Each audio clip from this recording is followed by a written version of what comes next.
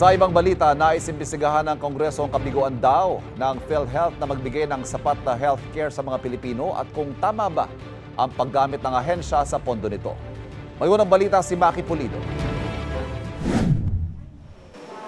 Sa ilalim ng Universal Healthcare Law, lahat ng Pilipino ay covered dapat ng social health insurance. Papel ng PhilHealth na tiyaking may pantay-pantay na access sa serbisyong pangkalusugan ang lahat ng miyembro nito, kabilang dyan ang gamot, laboratory test at iba pa. Ang daming kailangan record. Bili ka na lang ng sarili mong gamot. Kami mga senior, hindi po pwedeng ganun kamahal. Dapat libre na nga kami. Hindi naman lahat ginagamit na lahat ng nasa ospital, hindi lahat ng privilege ay nakukuha namin.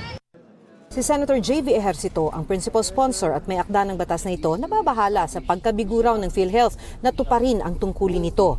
Kaya magpapatawag siya ng Oversight Committee hearing para alamin ang mga pagkukulang sa implementasyon. Napakarami pa rin pumipila sa mga politiko at kung saan dahil nga napakaliit ng sinasagot ang PhilHealth, which is not the UAC intended. Dapat nga maibaba natin ang out-of-pocket expense.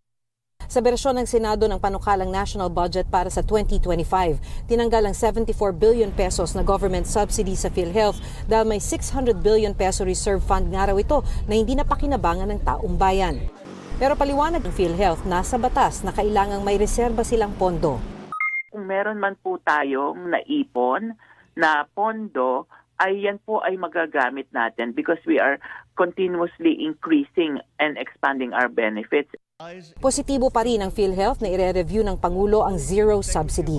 Pero sakaling hindi raw ito ibigay, kung ano po yung ating pondo sa ngayon, katulad po ng mga nababanggit na surplus and investment funds po natin, doon po natin lahat kukuhanin yung magiging pondo natin para sa taong 2025.